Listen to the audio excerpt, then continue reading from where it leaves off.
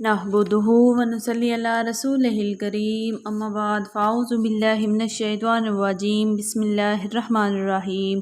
अस्सलामु अलैकुम नाज़रीन, कैसे हैं आप? उम्मीद करती हूँ आप सब खैर-ओ-आफ़ियत से होंगे, खुश-ओ-खुर्रम होंगे। नाज़रीन, आज मैं वो अमल आपके साथ शेयर करूँगी जो हमारे प्यारे नबी हज़रत मोहम्मद सल्लल्लाहु अलैहि वसल्लम ने सारी रात इबादत करने और नफल पढ़ने और सारी रात सजदे में रहने से ज़्यादा अफजल तरीन करार दिया। वो अमल क्या है जिसके करने वाले को अल्लाह के नबी सल्लल्लाहु अलैहि वसल्लम ने बड़े हजूम में सहाबा इकराम के सामने उस आदमी को 3 दिन मुसलसल जन्नती होने की बिशारत दी। जानिए इस वीडियो में।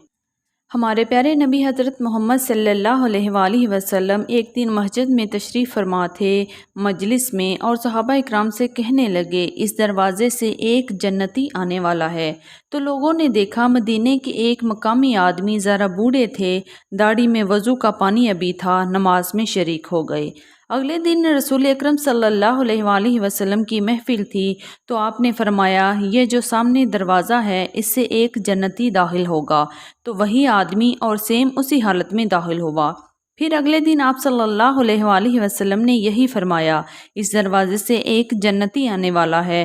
ठीक वही आदमी इसी हालत में मस्जिद में दाखिल हुआ। इस मजमे में एक सहाबी बैठे थे, अब्दुल्ला बिन अमर। ये वो सहाबी रसूल थे जो सबसे ज़्यादा इबादत गुजार थे। इतनी इबादत किसी ने नहीं की। सारी रात अल्लाह की इबादत में मशगूल रहते और सारा दिन रोज़े की हालत में रहते और इबादत करते। एक दिन और रात में पूरा कुरान मजीद ख़त्म करते। अब इनको ख्याल आया कि ये बाबा जी मुझसे भी ज़्यादा इबादत करते हैं, जो उनको मेरे आका ने जन्नत की बिशारत दे दी और मुझे नहीं मिली। उन्होंने कहा, अब मैं देखता हूँ ये कौन सी इबादत करते हैं। सारी रात सजदे में गुजारते हैं, रुकू में खड़े रहते हैं या क़याम में खड़े रहते हैं। ये क्या करते हैं? बहुत तजस्सुस आ गया इनके दिल में। दूसरे दिन इनके पास पहुंच गए और पूछा, चाचा मेरे वालिद नाराज़ हैं, कुछ दिन आपके पास रुक जाऊं? उन बुज़ुर्ग ने कहा, ठहर जाएं बेटे। अब इशा की नमाज के फ़ौरन बाद चादर ओढ़ ली और लेट गए और देखने लगे कि अब ये बुज़ुर्ग क्या करते हैं। बुज़ुर्ग तशरीफ़ लाए, सोने की दुआ पढ़ी, अल्लाहुम्मा बिस्मिका आमुतु व अहिया, और सो गए। उन्होंने पूरी रात इंतज़ार किया, अब उठेंगे, लेकिन वो बुज़ुर्ग फजर की अजान पे उठे। अब्दुल्ला बिन अमर बड़े ताज्जुब में कि तहज्जुद की नमाज तक नहीं पढ़ी और मेरे नबी सल्लल्लाहु अलैहि वसल्लम ने जन्नत की बशारत दे दी, वो भी मुसलसल 3 दिन। अगले दिन भी यही हुआ। इनकी हैरत और तजस्सुस और भी बढ़ गया। जन्नत की बशारत देने वाला सच्चों में सच्चा, और ये बुज़ुर्ग पूरी रात खराटों में सोता रहा। फिर सोचा, चल एक रात और सही, देखता हूँ अब की रात क्या करते हैं। तीसरे दिन भी बुजुर्ग ने सोने की दुआ पढ़ी और सो गए, और अब्दुल्ला बिन अमर पूरी रात इन्हीं के इंतज़ार में कि कब उठेंगे गुजार दी, और वो बुजुर्ग फिर फजर की अजान के वक्त उठे। अब्दुल्ला बिन उमर फट पड़े, कहते, बुजुर्ग आपको एक बात बताऊं? कहने लगे, बताओ। मेरा अपने बाप से कोई झगड़ा नहीं, मैं 3 दिन मुसलसल आपके बारे में सुनता रहा, जन्नती आ रहा है।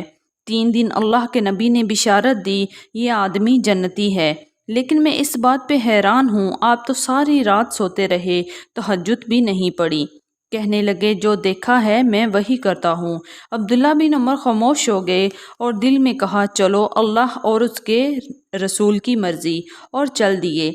अभी 4 कदम ही चले, बुजुर्ग ने आवाज़ दी, भतीजे इधर आओ, और कहा, बेटा अब मैं तुम्हें असली बात बताऊं, अंदर की बात बताऊं, राज क्या है? कहा, जी बताएं क्या है?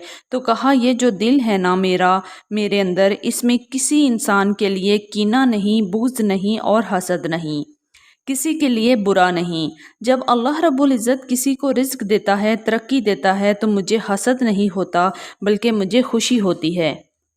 अब्दुल्ला बिन अमर बहुत ताज्जुब से बोले और कहा, अब समझ में आ गया चाचा, यही है जो अल्लाह ने आपका सीना पाक कर दिया है, और मेरे नबी सल्लल्लाहु अलैहि वसल्लम ने आपको 3 दिन जन्नती होने की बिशारत दी है।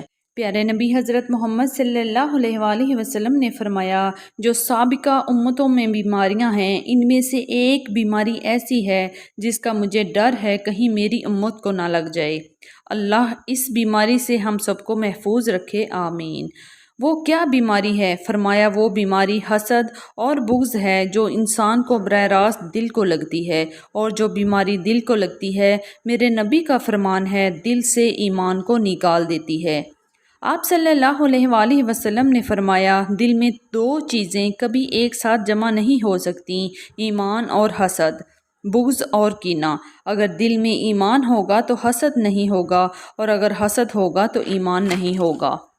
جامع ترمذی کی روایت ہے، نبی اکرم صلی اللہ علیہ وآلہ وسلم نے فرمایا، حسد، کینہ اور بغض وہ استرا ہیں دین کو مونڈ کے رکھ دیتا ہے۔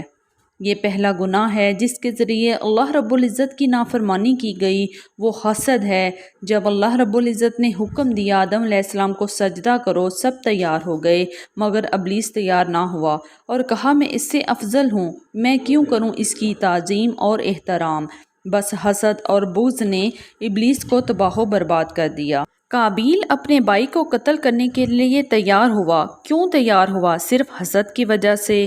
کوئی گناہ نہیں، کوئی زیادتی نہیں، کوئی برائی نہیں، بس حسد میں آ گیا اور اپنے بھائی کو حسد کی وجہ سے قتل کیا۔ دنیا میں پہلا قتل آدم کی اولاد میں جو ہوا اور جو قتل قیامت تک ہوں گے، حسد ان کا برابر کا شریک رہے گا۔ اللہ رب العزت سے دعا ہے ہمیں حسد، کینہ اور بغض سے بچائے اور ہمارے دلوں کو پاک کر دے اور ہمیں معاف فرما دے، آمین یا رب العالمین۔